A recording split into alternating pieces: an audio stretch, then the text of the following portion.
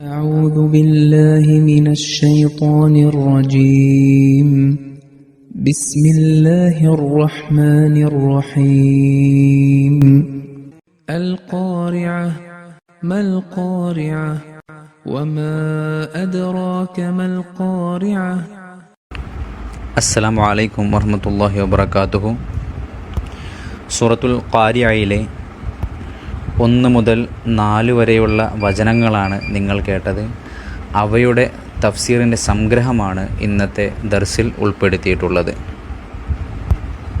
അർത്ഥം ഇപ്രകാരമാണ്: ശപിക്കപ്പെട്ട പിശാചിൻ്റെ ഉപദ്രവത്തിൽ നിന്ന് ഞാൻ അള്ളാഹുവിനോട് രക്ഷ തേടുന്നു. പരമകാരുണികനും കരുണാമയനുമായ അള്ളാഹുവിൻ്റെ നാമത്തിൽ. അൽ ഖാരിഅ, ആ ഭയാനക വിപത്ത് വരാനിരിക്കുന്നു. മൽ ഖാരിഅ, എന്താണ് ആ ഭയാനക വിപത്ത്? വമ അദ്റാക മൽ ഖാരിഅ, ആ ഭയാനക വിപത്ത് എന്താണെന്ന് നിനക്ക് എന്തറിയാം? വിശുദ്ധ ഖുർആനിൽ 3 അവസരങ്ങളിലാണ് ഖാരിഅ എന്ന വാക്ക് വന്നിരിക്കുന്നത്. സൂറത്തുൽ റഅദ്, സൂറത്തുൽ ഹാഖ, പിന്നെ ഈ സൂറത്ത്, അതായത് സൂറത്തുൽ ഖാരിഅ. ഹസ്രത്ത് ഖലീഫത്തുൽ മസീഹ് സാനി റളിയല്ലാഹു തആല അൻഹു പറയുന്നു, അള്ളാഹു ഓരോ കാലത്തും ജനങ്ങൾക്ക് പ്രവാചകൻ വഴി മുന്നറിയിപ്പ് നൽകിക്കൊണ്ടിരുന്നു. അതായത്, നിങ്ങൾ ഉപദേശം സ്വീകരിക്കാൻ തയ്യാറല്ലെങ്കിൽ തീർച്ചയായും വലിയ ബുദ്ധിമുട്ടിൽ അകപ്പെടും എന്ന മുന്നറിയിപ്പുകൾ നൽകിക്കൊണ്ടേയിരുന്നു. പക്ഷേ അവർ പരിഹാസത്തിൽ മുഴുകി. അങ്ങനെ സമൂദ് ഗോത്രത്തെ അള്ളാഹു നശിപ്പിച്ചു. ആദ് സമുദായത്തിന്മേൽ ശക്തമായ കൊടുങ്കാറ്റ് അയച്ചുകൊണ്ട് അവരെ ശിക്ഷിച്ചു. ഈ സ്ഥലങ്ങളിൽ ഇന്ന് കുഴിച്ചു നോക്കുകയാണെങ്കിൽ വലിയ വലിയ പട്ടണങ്ങൾ ദൃശ്യമാകുന്നതായിരിക്കും.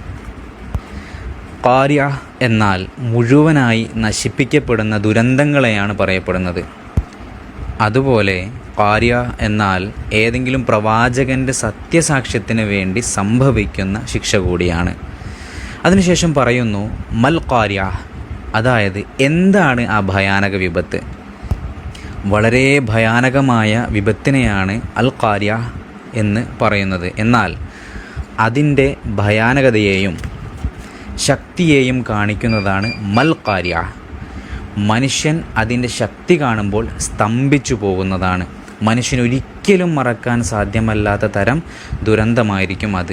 അതിനുശേഷം പറയുന്നു വമ അദ്റാക മൽ ഖാരിഅ, അള്ളാഹു ചോദിക്കുന്നു, ആ ഭയാനക വിപത്തിനെക്കുറിച്ച് നിനക്ക് എന്തറിയാം? അതായത്, ഒരു മനുഷ്യനെ സംബന്ധിച്ച് അതിൻ്റെ യാഥാർത്ഥ്യം മുഴുവനായും മനസ്സിലാക്കുക എന്ന് തന്നെ സംഭവ്യമല്ല. വാക്കുകളാൽ അതിൻ്റെ ഭയാനകത വിവരിക്കുക സാധ്യമല്ല. ഏതുപോലെ ഹദീസിൽ സ്വർഗത്തെക്കുറിച്ച് അള്ളാഹു വിവരിക്കുന്നുവോ, അതായത് ല ഐനും റാത്ത് വല ഉദുനുൻ സമിഅത്ത് വമ ഖത്തറ ബിഖൽബി ബശരിൻ, അതായത് ഒരു കണ്ണും കണ്ടിട്ടില്ല, ഒരു ചെവിയും കേട്ടിട്ടില്ല, ഒരു മനുഷ്യ മനസ്സിനും ഇതിനെക്കുറിച്ച് ഒരു അറിവുമില്ല. സജദയിൽ 18-ാം ആയത്തിൽ പറയുന്നു ഫലാ തഅലമു നഫ്സും മാ ഉഖ്ഫിയ ലഹും മിൻ ഖുർറത്തി അയുൻ, അതായത് സ്വർഗത്തിൽ ലഭിക്കാൻ പോകുന്നതിനെപ്പറ്റി മനുഷ്യന് ഊഹിക്കാൻ പോലുള്ള കഴിവ് പോലുമില്ല. തുടർന്ന് തഫ്സീറിൽ ഹസ്രത്ത് ഖലീഫത്തുൽ മസീഹ് സാനി റളിയല്ലാഹു തആല അൻഹു വിവരിക്കുന്നു, നമ്മുടെ നഗ്നനേത്രങ്ങളാൽ ഒരിക്കലും അള്ളാഹുവിനെ കാണുവാൻ സാധ്യമല്ല. ഒരിക്കൽ നബി സല്ലല്ലാഹു അലൈഹി വസല്ലം തിരുമേനിയോട് സഹാബാക്കൾ അള്ളാഹുവിനെ കണ്ടിട്ടുണ്ടോ എന്ന് ചോദിച്ചപ്പോൾ നബി പറഞ്ഞത് നൂറുൻ അന്ന അറാഹു എന്നാണ്. അതായത്, ദൈവം ഒരു പ്രകാശമാണ്, അതെനിക്ക് എങ്ങനെ കാണുവാൻ കഴിയും എന്നാണ്. അള്ളാഹുവിനെ ആർക്കും കാണാൻ സാധ്യമല്ല. എന്നാൽ സാങ്കല്പിക കാഴ്ചകളിലൂടെയും സിഫത്തുകളിലൂടെയും ദൈവം അവൻ്റെ ആളുകൾക്ക് തന്നെ സ്വന്തം വെളിപ്പെടുത്തി കൊടുക്കാറുണ്ട്. പക്ഷേ അത് യഥാർത്ഥ രൂപം ആയിരിക്കില്ല. എപ്പോഴാണോ നാം ദൈവത്തിൻ്റെ ഗുണവിശേഷങ്ങളിൽ കൂടുതൽ ശ്രദ്ധ ചെലുത്താൻ ശ്രമിക്കുന്നത്, അപ്പോൾ അവൻ്റെ അസ്തിത്വം നമ്മിലേക്ക് കൂടുതൽ അടുത്തു വരുന്നു. അള്ളാഹുവിൻ്റെ പ്രതിഫലങ്ങളും ശിക്ഷയുമെല്ലാം നമുക്ക് മനസ്സിലാക്കാനുള്ള ശേഷിയില്ല എന്നതാണ് സത്യം. ആയതിനാൽ ചില കാര്യങ്ങളിലൂടെ നമുക്ക് വിവരിച്ചു തരാൻ ശ്രമിച്ചിരിക്കുന്നു എന്ന് മാത്രം.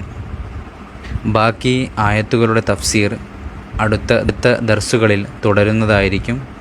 വാഖിറു ദഅവാന അനിൽ ഹംദുലില്ലാഹി റബ്ബിൽ ആലമീൻ.